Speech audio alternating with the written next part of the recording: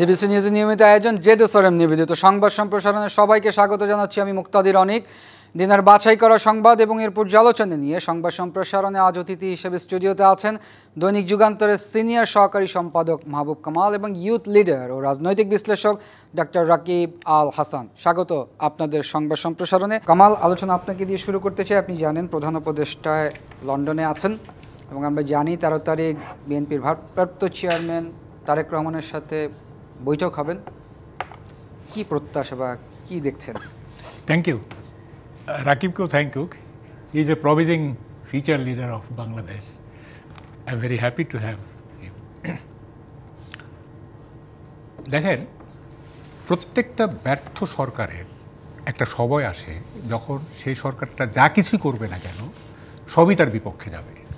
একটা সরকারটা যদি ব্যর্থ হয় সবই তার বিপক্ষে যাবে। যেমন শেখ হাসিনার সরকার শেষের দিকে আপনার খেয়াল আছে জুলাই আগস্টে যা কিছুই করছে সবই তার বিপক্ষে গেছে এবং ultimately she had to resign.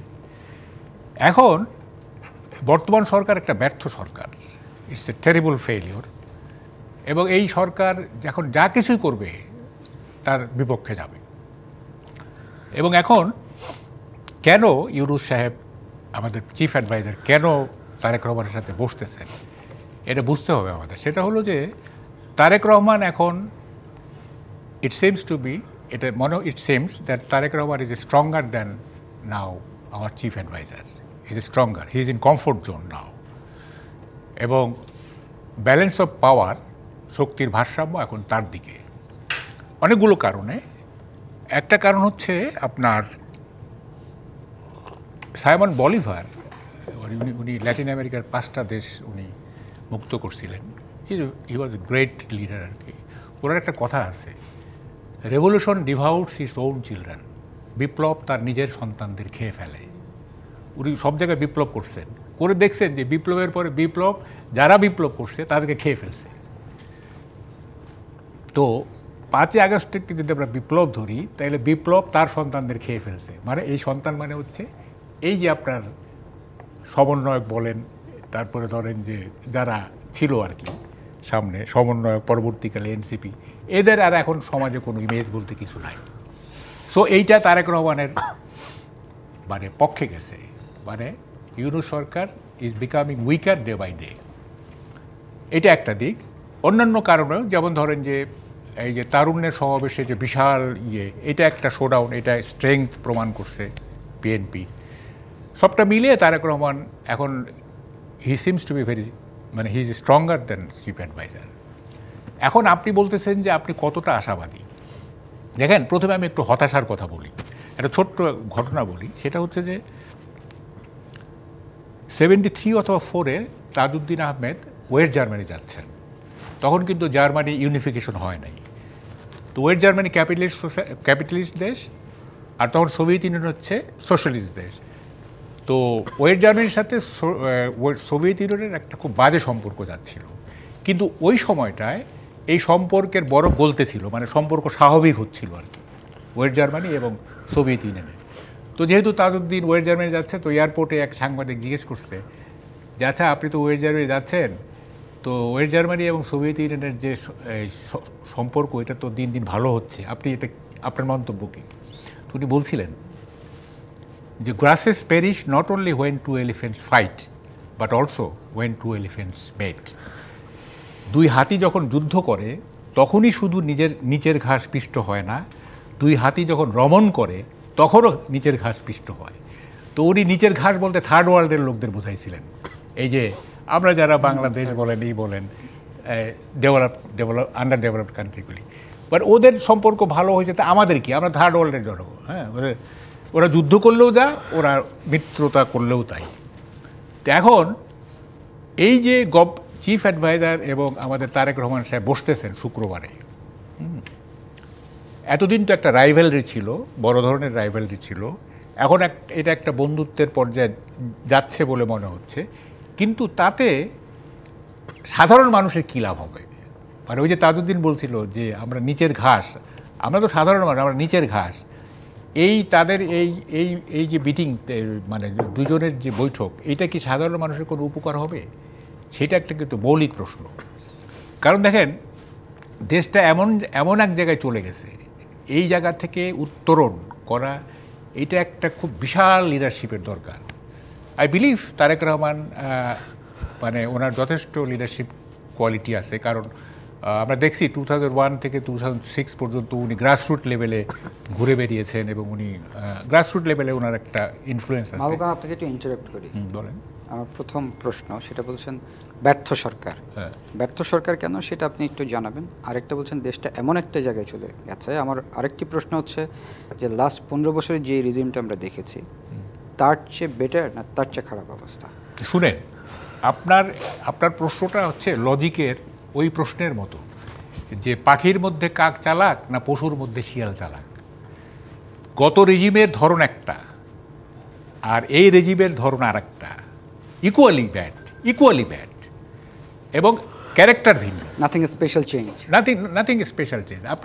আপনি দেখেন না কোন জায়গাটায় চেঞ্জ হয়েছে, আপনি বলেন কোন বেসিক জায়গাটা চেঞ্জ হয়েছে।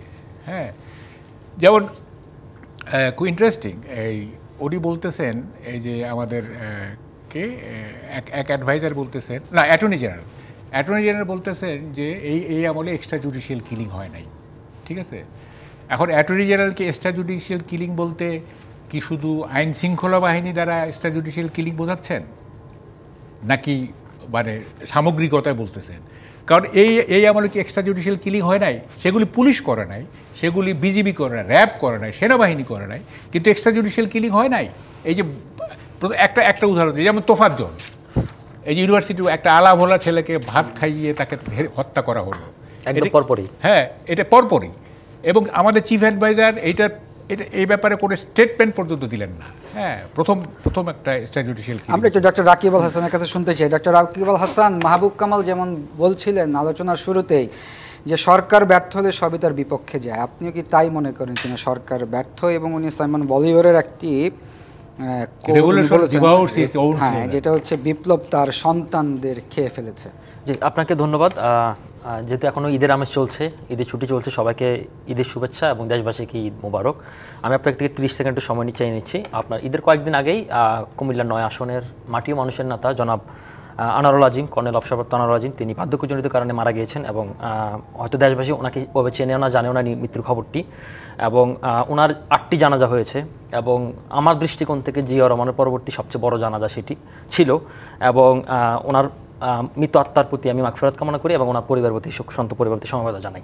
যাক, এবার আপনার প্রসঙ্গে আসি। সেটি হচ্ছে কি, আপনি যে বলছেন বিপ্লব তার সন্তানদেরকে খেয়ে ফেলে এবং এই সরকার যখন ব্যর্থ হবে তখন তার সব কিছু ব্যর্থতার দিকে যায়।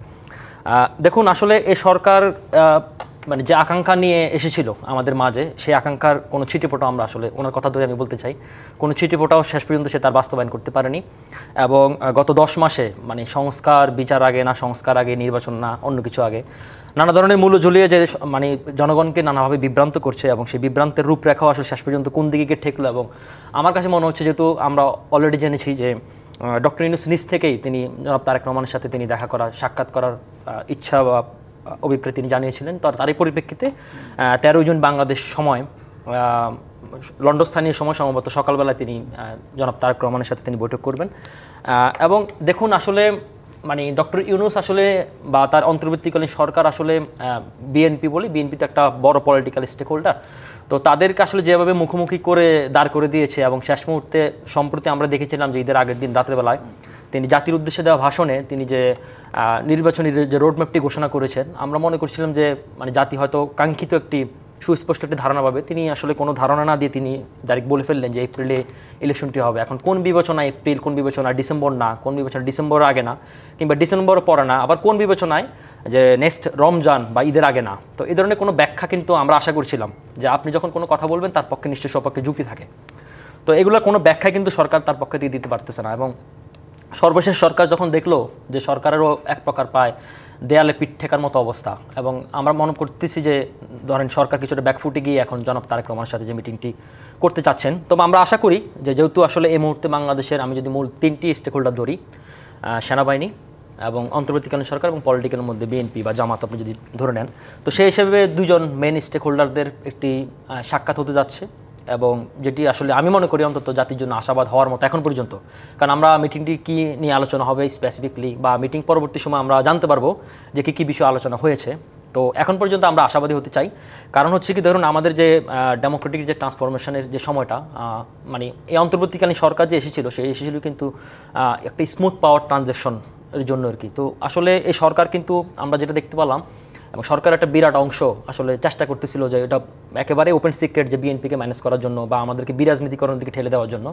তো সেই পথ থেকে আমি আশা করতেছি যে ডক্টর ইউনূস এবং তার নেতৃত্বাধীন যে অন্তর্বর্তীকালীন সরকার সেখান থেকে সরে এসে এবং আমাদের ডেমোক্রেটিক প্রসেসটা কতটা স্মুথনেস হয় এবং পাওয়ার ট্রানজিশনটা কতটা স্মুথনেস হয় এবং তার পরবর্তী যে আমাদের গণতান্ত্রিক উত্তরণে যে যাত্রাটা কতটুকু সুগম হবে সে নিয়ে হয়তো এইসব বিষয়ে আলোচনা হবে। নির্বাচক কেন্দ্রিক রোডম্যাপ হবে, কিংবা নির্বাচনটি এপ্রিলের আগে বা পরে বা কি হতে পারে, তো সেটি নিয়ে আমি আশা করি যে আলোচনা হবে। এবং আমরা আশা করি যে ধরুন যে কোনো জিনিসই তো আসলে আন্ডার টেবিলে আলোচনা হয় কিংবা সংলাপের মাধ্যমে আসলে সেটাকে শেষ করাটা আমরা যুক্তিযুক্ত মনে করি। তো সে জায়গা থেকে আমরা মানে এখন পর্যন্ত নৈরাশ্যের সাগরে ডুবে থাকলেও আমরা শেষ পর্যন্ত আশাবাদী হতে চাই। রাকিব, এপ্রিলের প্রথমার্ধে এইটা আমরা স্পেসিফিক ধরতে পারি না নির্বাচনের জন্য, ধরতে পারি না? না, আমরা পারি না। আচ্ছা ঠিক আছে, যেটা ধরতে পারি না, আমাদের সুনির্দিষ্ট রোডম্যাপ দরকার। না সুনির্দিষ্ট রোডম্যাপ আমি একটু আপনাকে বলি। ধরুন আমি আজকে একটা ইংলিশ আর্টিকেল লিখেছিলাম, সেই আর্টিকেলের আমার হেডলাইনটি ছিল এরকম যে democracy can not be left to burn under the April sun. এখন ব্যাপারটা হচ্ছে কি ধরুন আমরা এপ্রিলকে উপযুক্ত মনে করতেছি না। আপনি যদি আমাকে একটু সময় দেন আমি এটা ব্যাখ্যা করতে চাই, অথবা পরের বিরতিতে আমি ওকে একটু শুনি আমরা বিরতি। আচ্ছা ওকে, আমি একটু আপনাকে বলি ধরুন এপ্রিল কেন নয় তার সপক্ষের যুক্তি আমি আপনাকে দিই। ধরুন হচ্ছে কি আমাদের যতগুলো ইলেকশন হলো তার মধ্যে দুটি ইলেকশন শুধুমাত্র মানে উইন্টার সিজনের বাইরে হয়েছে। তার মধ্যে একটি হচ্ছে 1986 সালের তৎকালীন ছোট স্বৈরাচার এরশাদের আন্ডারে, আরেকটি হয়েছিল যে 1996-তে, সেটি তত্ত্বাবধায়ক সরকারের দাবিতে 15 ফেব্রুয়ারি ইলেকশনের পরবর্তী সময় জুন মাসে ইলেকশনটি হয়েছিল। এবং আপনাকে আমি একটু জি স্বৈরাচারের কি ছোট বড় আছে নাকি? অবশ্যই আমি হাসিনাকে বড় স্বৈরাচার বলি এবং এরশাদকে ছোট স্বৈরাচার বলি। যাই হোক, এবার হচ্ছে কি ধরুন আপনাকে আমি বলি, ধরুন আমি আরেকটি আপনাকে একটা এক্সাম্পল দিই। আমি সঙ্গত কারণে ওনার নাম নিতে পারতেছি না। বাংলাদেশে এই মুহূর্তে একটি গুরুত্বপূর্ণ দেশের একজন অ্যাম্বাসেডর, তিনি 1996-এ তিনি বাংলাদেশে ইলেকশন অবজারভার হিসেবে এসেছিলেন। এখন তিনি বাংলাদেশের এই মুহূর্তে অ্যাম্বাসেডর রয়েছেন। তিনি আমাকে পার্সোনালি তিনি জানিয়েছেন যে তখনকার যে ওয়েদারে আমি জুন মাসে আমি তখনকার অ্যাপ্রোপ্রিয়েট মনে করি না। আর এই মুহূর্তে এখন ক্লাইমেট চেঞ্জের বৈশ্বিক জলবায়ুর কারণে অলরেডি জুন মাস এটা বা এপ্রিল মাসকেও আমি মনে করি না। কারণ আপনি জানেন এপ্রিল মাসে কিন্তু আমাদের যে টেম্পারেচার সেটা কিন্তু 40 ডিগ্রি সেলসিয়াস আপনাদের থাকে। আপনাকে আমি আর একটু কিছু তথ্য দিতে চাই। গত বছর ভারতে এপ্রিল মের যে ইলেকশনে সেখানে 33 জন মানুষ মারা গিয়েছেন, একজন মানুষ ভোট কেন্দ্রে দ্বারা মারা গিয়েছেন। এখন আমাদের যে জলবায়ুর যে পরিবর্তন, আমাদের যে ঝড় ঝন্ডা কালবৈশাখী ঝড় বৃষ্টি বাদল সব মিলাই এপ্রিল কোনোভাবে উপযুক্ত হতে পারে না, 1 নম্বর পয়েন্ট। 2 নম্বর পয়েন্ট হচ্ছে কি দেখুন এপ্রিলে কিন্তু অনেকগুলো পরীক্ষা রয়েছে। তারপর আপনি এপ্রিলে যদি ইলেকশন করতে চান তারাই কিন্তু আমাদের রোজা, এখন রোজার মাসটা কেন্দ্রিক অনেকখানে ব্যবসায়ীদের বেচা কেনা শপিং কেন্দ্রিক মানুষের একটু উৎসবমুখর পরিবেশ, সেই পরিবেশে আসলে ইলেকশনের ক্যাম্পেইনের জন্য কতটুকু পারফেক্ট সেটা আমরা জানি না। আরেকটি বিষয় হচ্ছে দেখুন আমাদের কিন্তু এবছর প্রায় 4 কোটি তরুণ ভোটার যারা কখনো ভোট দেয়নি, এবং বাংলাদেশের রাজনীতিতে বিএনপি আওয়ামী লীগের বাইরে মূল ভোটারের বাইরে কিন্তু ফ্লটিং ভোটারের যে ইফেক্ট অনেক বেশি। তা আমরা কিন্তু আবার আশা করতেছি যে তরুণদের ভোটাররাই নির্ধারণ করবে যে আগামী বাংলাদেশ কোন দিকে যাবে, যেহেতু ছাত্র জনতার নেতৃত্বে সরাসরি নেতৃত্বেই যে গণ অভ্যুত্থানটি হয়েছে, সুতরাং তাদেরকে পার্টিসিপেটটা কনফার্ম করার জন্য তাদের উপস্থিতিটা জরুরি। আবার আরেকটি জিনিস হচ্ছে দেখুন এপ্রিল মাসে কিন্তু আমাদের বড় ধান কাটার মৌসুম। তো সেই জায়গা থেকে ধরুন সব মিলাই এপ্রিল কোনোভাবে একটা উপযুক্ত তারিখ হতে পারে না আমাদের দৃষ্টিকোণ থেকে। এটার প্ল্যান এ বি সি 3টা থাকা উচিত আমাদের দৃষ্টিকোণ থেকে। প্ল্যান এ হচ্ছে ডিসেম্বর, প্ল্যান বি হচ্ছে অক্টোবর নভেম্বর, এবং প্ল্যান সি হচ্ছে জানুয়ারি। তবে জানুয়ারি কোনোভাবে ক্রস করা যায় না। আমি পরবর্তী সংলাপে বা পরবর্তী আলোচনা আমি এখানে একটু যোগ করি একটু পরে। সেটা হচ্ছে ওই 91-এ যে ঘূর্ণিঝড়টা হয়েছিল, প্রলয়ঙ্করী ঘূর্ণি, সেটা কিন্তু 29 এপ্রিল, রাইট, এটা মনে রাখতে হবে। এবং এপ্রিলটা ওই জলোচ্ছ্বাস ঘূর্ণিঝড় এগুলির মাস কিন্তু এটা একটা কিন্তু বড় ব্যাপার। তো আমার কাছে যেটা মনে হয় সেটা হলো যে সবচেয়ে আইডিয়াল টাইম হচ্ছে জানুয়ারিও না, আইডিয়াল টাইম হচ্ছে আপনার ফার্স্ট ফেজ অফ ফেব্রুয়ারি, মানে প্রথম 1 ফেব্রুয়ারি থেকে 15 ফেব্রুয়ারি, কারণ রোজা শুরু হবে বোধহয় 18 ফেব্রুয়ারি, 18 বা 21 ফেব্রুয়ারি। এইটা হচ্ছে আইডিয়াল টাইম। হ্যাঁ, তাইলে হবে কি ধরেন ডক্টর ইউনূসের কথাটাও কিছুটা থাকলো, হ্যাঁ, একেবারে জানুয়ারি হয়ে গেল তো উনি একেবারেই হেরে গেলেন আর কি, ওনাকে কিছুটা তো জিততে দিতে হবে। তো ফলে ফেব্রুয়ারির 1 থেকে 15 এটা হতে পারে 12, 13, 14, হ্যাঁ, তাইলে এটা একটা আইডিয়াল টাইম হয় আর কি। কিন্তু ইন নো ওয়ে এপ্রিল, এটা কোনোভাবেই এপ্রিলে মাহবুব কামাল, যেটা আমরা বুঝতেছি যে আমরা এখানে কথা বলছি, রাকিব কথা বলছেন, আপনি বলছেন, যেটা একজন সংবাদকর্মী হিসাবে যেই যেইটা রাকিব বলছিলেন বিভিন্ন প্রবলেমের কথা, তো সরকারে তো অনেক বিচক্ষণ লোক আছে, তারা কি এটা বুঝতে পারছেন না যে না না না না আপনি not suitable time for election? আপনি শুনেন, আপনি সরকারের কথা বললেন, তো এগুলি বললে এখন আপনার তো এই টক শোটা 3 ঘন্টা করতে হবে। হ্যাঁ, সরকারের কথা যদি আপনি বলেন, দেখেন এই হামিদ সাহেব যেদিন চলে গেলেন থাইল্যান্ডে, তখন স্বরাষ্ট্রমন্ত্রী বললেন ওনাকে ইন্টারপোলে আনা হবে, কয়েকজনের চাকরি ফাকরি বোঝা গেল। এখন উনি বলতেছেন যে ওনার বিরুদ্ধে যেহেতু গ্রেপ্তারি পরোয়ানা নাই, যেহেতু উনি নির্দোষ, সেই জন্য তাকে অ্যারেস্ট করা হচ্ছে না। দেখেন একেবারে 180 ডিগ্রি অ্যাঙ্গেলে উল্টে গেল আর কি। এবং সব ক্ষেত্রেই দেখবেন আপনি, মানে সরকারের বিচক্ষণতা বলতে, মানে none of the members of the advisory council, হ্যাঁ, 1,80,000 রোহিঙ্গা স্বদেশে মানে এই ঈদ করবে। দেখেন এরকম দায়িত্বহীন এবং এই ধরনের কি বলে যেটা বোকামিপূর্ণ কথা কোনো অ্যাডভাইজার বলতে পারে বা কোনো অ্যাডভাইজারের আপনার এই প্রেস সচিব বলতে পারে, আমাদের মাথায় ঢুকে না। এবং প্রতিটা ব্যাপারে দেখবেন, মানে সকালে একটা বলতেছে, বিকেলে একটা বলতেছে, যখন যেটা খুশি সেটা বলে ফেলতেছে, হ্যাঁ, যেটা মানে সত্য না সেটাও বলতেছে। তো এই সরকারের বিচক্ষণতা নিয়ে কেন প্রশ্ন করে? আপনি নিজে বোঝেন না সরকারের বিচক্ষণতা আছে কি নেই? কী বিচক্ষণতা দেখাইছে আপনি বলেন। এবং আমি যে তখন আপনি বললেন যে কী ফেইলিউর প্রশ্নটা আপনি শিফট করে ওর কাছে নিয়ে গেলেন। দেখেন একেবারে ললেসনেস কোথায় গেছে? ললেসনেস মানে একটা সোসাইটিতে যদি ললেসনেস থাকে, তো সেটাকে কি আপনি, এবং কন্টিনিউয়াসলি চলতে থাকে ফর মান্থস টুগেদার, তাহলে কি ওইটাকে আপনি ব্যর্থ বলবেন না? স্টিল ললেসনেস চরম আকার আছে। যেমন আমি কয়েকটা ঘটনা বলি। একটা হচ্ছে খেলাকে কেন্দ্র করে কয়েকজন আহত হয়েছে, মানে শশা খাওয়াকে কেন্দ্র করে আহত হয়েছে, ফুচকা খাওয়ার পর টিস্যু দেয় নাই বলে আহত হয়েছে। সিলেটের উৎমা ছড়া, এটা একটা পর্যটন কেন্দ্র, ওখান থেকে মৌলানারা মানে ওদেরকে বের করে দিছে।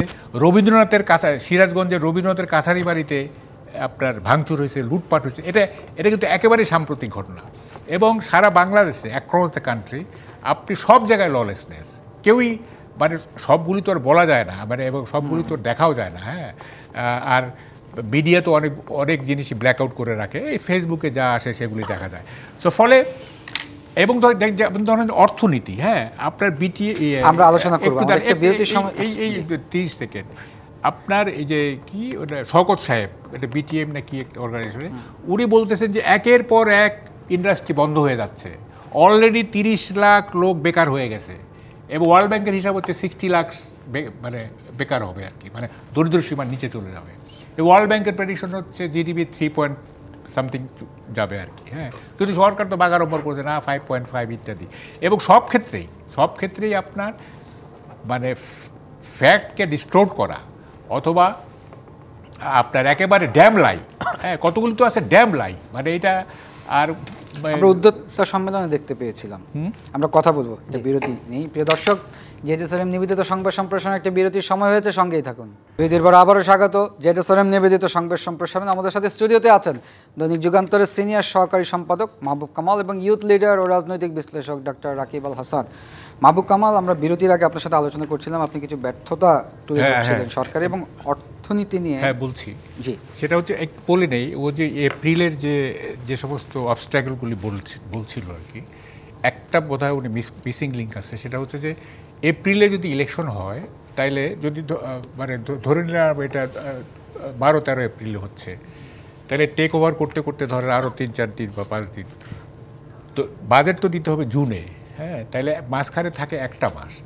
তো একটা মাস is too short to prepare a budget. হ্যাঁ, এইটা মানে 1 মাসের মধ্যে একটা বাজেট তৈরি করা একটা নতুন সরকার, হ্যাঁ, যে সরকার বহুদিন ক্ষমতায় নাই, মানে যে দল, মানে যদি বিএনপি ক্ষমতায় আসে, তো ফলে এইটা একটা বড় ধরনের সমস্যা তৈরি করবে। হ্যাঁ, যেটা বলছিলাম, এই যে ব্যর্থতার কথাগুলি বলছিলাম না, যে দেখেন কতগুলি জিনিস আমরা এই সরকারের উপর আশা রাখবো কীভাবে।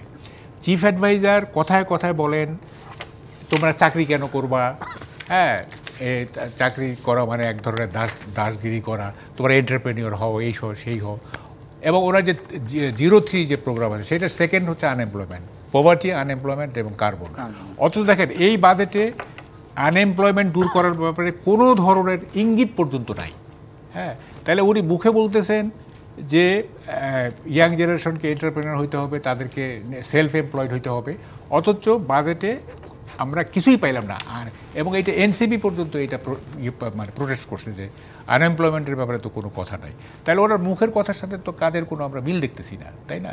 তো ফলে আমরা এটা কিভাবে ইয়ে করবো? আবার দেখেন মানে সবচেয়ে দেখেন এই যে 10 মাসে যে আমি মানে তারেক রহমানকে উদ্দেশ্য করে বলতেছি, অয়েন্টমেন্ট সলিউশনে কিচ্ছু হবে না, এই সোসাইটির একটা সার্জারি দরকার পড়ে গেছে এখন। হ্যাঁ, এই মলম দিয়ে কিছু হবে না।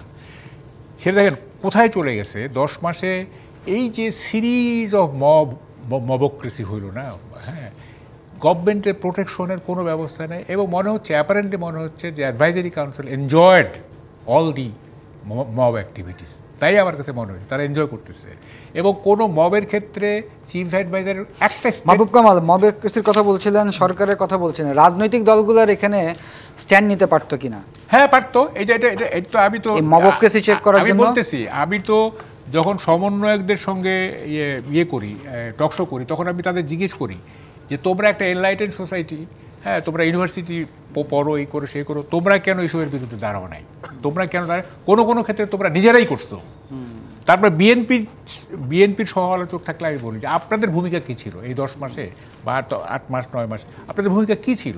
কি না হয়েছে এখানে? নাটক হইতে দেয় নাই, বসন্ত উৎসবে ফুলের দোকান ভাঙচুর হয়েছে, নারী ফুটবল খেলতে দেয় নাই, তারপরে আপনার লাইব্রেরি থেকে রবীন্দ্রনাথ নজরুলের বই মানে সরিয়ে ফেলা হয়েছে, তারপরে ধরেন যে নারীর ড্রেস নিয়ে নানা রকম কথাবার্তা হয়েছে, এবং অনেক নারী অপদস্থ পর্যন্ত হয়েছে। হ্যাঁ, বেগম সুফিয়া কামালের ইয়ে হয়েছে, জয়নুল আবেদিন যিনি আমাদের অহংকার, তার ভাঙা হয়েছে। মানে ধরেন আওয়ামী লীগের বা ধরেন যে আওয়ামী লীগের, হ্যাঁ ঠিক আছে, তারা এক ধরনের ফ্যাসিজম করছে, সেইগুলি মেনে নেয়, কিন্তু নন আওয়ামী লীগের যারা, হ্যাঁ, জয়নুল আবেদিন, তারপরে ধরেন যে সেই কতদিন আগের বেগম সুফিয়া কামাল, হ্যাঁ, এই জিনিসগুলো যে হলো, হ্যাঁ, এবং বাঙালি সংস্কৃতিকে যে ওয়াইপ আউট করার চেষ্টা হলো, আমাদের ঐতিহ্য, আমাদের সংস্কৃতি, আমাদের মুক্তিযুদ্ধ, দেখেন বীরশ্রেষ্ঠদের মূর্তি যখন ভাঙা হয়, এটা কি সহ্য করার মতো আপনি বলেন? এবং এটা গভর্নমেন্ট এনজয় করছে এগুলি। হ্যাঁ, তো ফলে এই যে হ্যাঁ একটা হইতে পারতো প্রথম 7 দিন সেলিব্রেশন, হ্যাঁ, এত বড় একটা বিজয়, হ্যাঁ, প্রথম 7 দিন সেলিব্রেশন, রাজনৈতিক দলগুলো তখন স্ট্যান্ড নিল না কেন? হ্যাঁ, এই যে বীরশ্রেষ্ঠদের মুক্তি যখন ভাঙা হলো, তখন বড় বড় যে রাজনৈতিক দল তখন স্ট্যান্ড নিল না কেন? আমি বলছি তখন তো ছাত্র সমাজ, যেটা যারা সমন্বয়ক বা কি বলে যে বৈষম্য বিরোধী ছাত্র, তখন তো বৈষম্য বিরোধী, তারা তো আপার হ্যান্ড দেয়। হ্যাঁ, তাদের আমরা একটু মানে দুইটা কারণ হতে পারে। একটা হচ্ছে যে আপনার গত রেজিমের প্রতি এত ক্ষোভ ছিল, হ্যাঁ, যে আচ্ছা হইলে হোক, হ্যাঁ, আর একটা হলো ছাত্ররা যেহেতু করতেছে, বৈষম্য বিরোধী ছাত্ররা যেহেতু করতেছে, ওইখানে আমরা যদি প্রোটেস্ট করতে যাই তাহলে আবার কি ঝামেলা বাঁধে। আমরা একটু রাকিবের কাছে, রাকিব, যেমনটি মাহবুব কামাল বলছিলেন মবক্রেসি, আমি ওনাকে প্রশ্ন ছুড়ে দিয়েছিলাম যে রাজনৈতিক দলগুলোর তো এখানে স্ট্যান্ড নেওয়া দরকার ছিল। আচ্ছা, আপনাকে আবারও ধন্যবাদ। উনি অলরেডি আনসার দিয়ে দিয়েছেন যে দুইটা উত্তর ওনার পক্ষে ছিল, একটা হচ্ছে কি সেলিব্রেশন, আর একটা হচ্ছে কি যে হতে দিলাম। এখন ব্যাপারটা হচ্ছে কি, দেখুন আমাদের আসলে যে বড় ঘাটতিটা আমি এই গত 10 মাসে দেখলাম, সেটা হচ্ছে কি ধরুন আমাদের মিউচুয়াল আন্ডারস্ট্যান্ডিংটা হয় নাই আসলে, যেটা হওয়া সবচেয়ে জরুরি ছিল। ধরুন আমরা 5ই আগস্টের আগ পর্যন্ত সবার একটা দফা যখন আন্দোলনটা চলে আসলো, তখন একটা ছিল যে স্বৈরাচারের পতন চাই, শেখ হাসিনার পতন চাই আমরা। তো সেটা যদি আমরা সবাই একসাথে চেতে পারি, তারপর তার পরবর্তী বাংলাদেশটা কীরকম হবে, বাংলাদেশের কীরকম রিফর্ম হবে, কীরকম সংস্কার হবে, কীরকম রোডম্যাপ হবে, সেগুলো তো একসাথে হওয়ার কথা উচিত ছিল।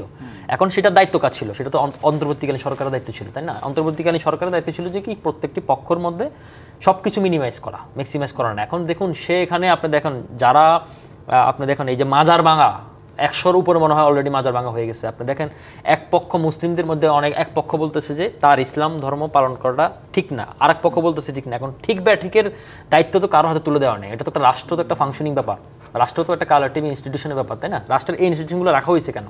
রাখা হয়েছে যে রাষ্ট্রকে সঠিকভাবে চালানোর জন্য। এখন সরকার যদি সে জায়গায় যদি নিজে উদ্যমী হয়ে যদি কাজ না করে, আপনি দেখেন এখানে আমি যদি আপনাকে বলেন কেন আপনি পলিটিক্যাল দলগুলোকে আমি পরে দোষ দিব, কারণ হচ্ছে ধরুন এই মুহূর্তে তো একটা সরকার তো ক্ষমতায় আছে, যে ফর্মে হোক, রাজনৈতিক সরকার হোক বা বিরাজনৈতিক সরকার হোক বা অরাজনৈতিক সরকার হোক, এই এনজিও সরকার হোক, যে সরকার হোক, এই সরকারের একটা ক্ষমতা রয়েছে, তাই না? এখন এই সরকার তো ধরেন প্রত্যেকটি পার্টির মধ্যে, প্রত্যেকটি স্টেক হোল্ডারদের মধ্যে একটা নেগোশিয়েট করার মধ্যে তার দায়িত্ব ছিল, সেটা না করে করলো কি, যখন এই ছাত্ররা বা কিছু কতিপয় ব্যক্তি যখন বলে দিল ক্যান্টনমেন্ট উড়াই দিব, তখন কিন্তু সরকার এটা খুব এনজয় করছে।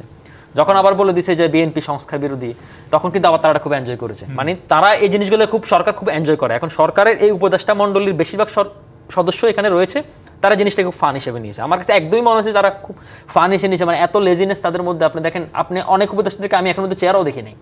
হ্যাঁ, তো এখন এটা তো আপনার ধরেন একটা মানে আপনার তো এখন রিয়েক্টিভ এবং প্রোয়েক্টিভ দুইভাবে দেশ চালাতে হবে। এটা তো একটা রেগুলার ক্যাজুয়াল গভর্নমেন্ট না, তাই না? আপনার মেয়াদ কতদিন আপনি জানেন না, তার মধ্যে আপনার একটা রাষ্ট্র তো স্থবির অবস্থায় থাকতে পারে না। তো সুতরাং আমি মনে করি যে এই সরকারের মানে নিদারুণ ব্যর্থতা সব জায়গায়, এবং এই ব্যর্থতা ঢাকার জন্য সর্বশেষ এখন জনাব তারেক রহমানের তিনি ধারস্থ হচ্ছেন।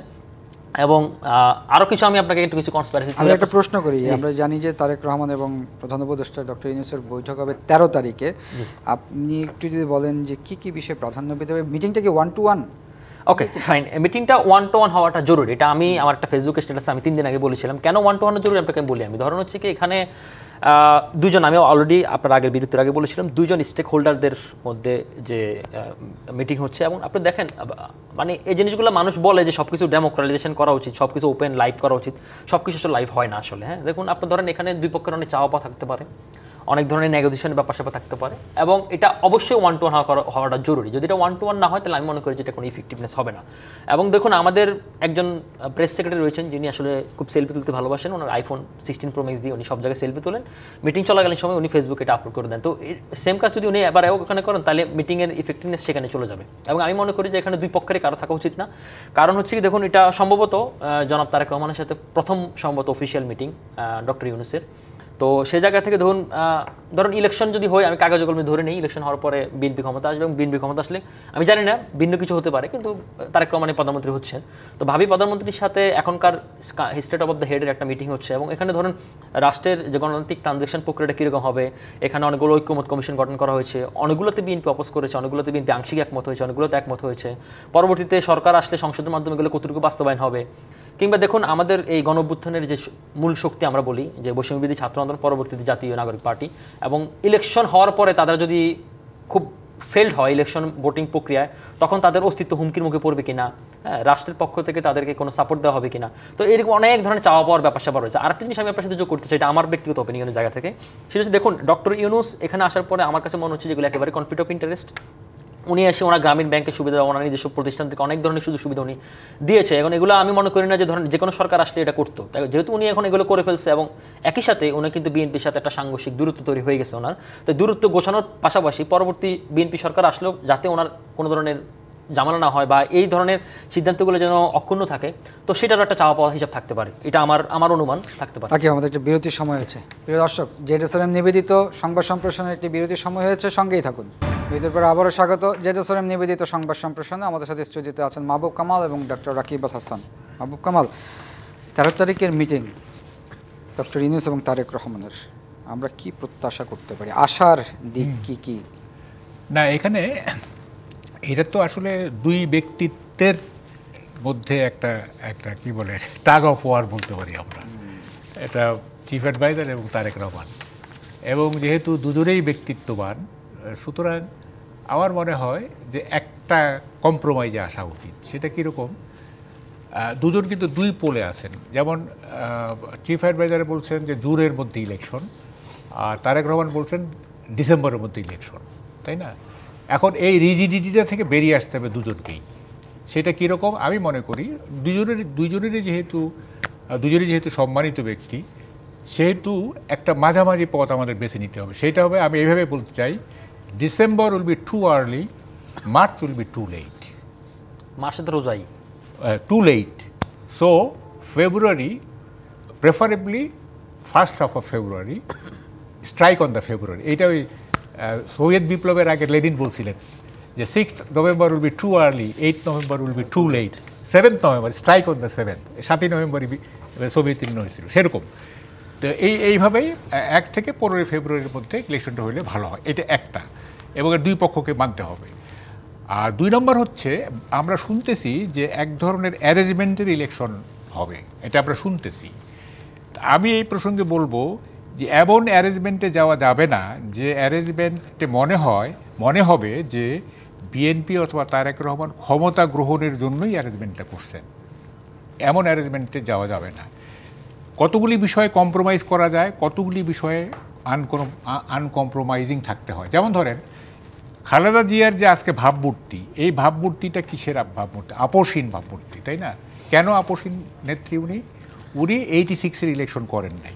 উনি বলছেন যে আমরা একটু ডক্টর রাকিবের একটু শেষ করে নিই, 86-এর ইলেকশন করেননি, এটা এরশাদের আমলে আমি ইলেকশন করবো না। তখন থেকে কিন্তু she emerged as an uncompromising leader. তো ফলে কিছু কিছু ব্যাপারে কম্প্রোমাইজ করতে হবে, আর কতগুলি বেসিক জায়গায় যদি মানে কম্প্রোমাইজ করা হয় তাহলে কিন্তু লিডারশিপ চ্যালেঞ্জের মুখে পড়বে এবং লিডারশিপ বিতর্কিত হয়ে পড়বে। সেই জিনিসটা তারেক রহমানকে খেয়াল রাখতে হবে। এবং আমি বলবো যে চিফ অ্যাডভাইজারের অনেক বয়স হয়ে গেছে, হি শুড কুইট। মানে হয়েছে, অনেক হয়েছে, উনি যথেষ্ট। মিটিং থেকে আশার আলো বা প্রত্যাশা?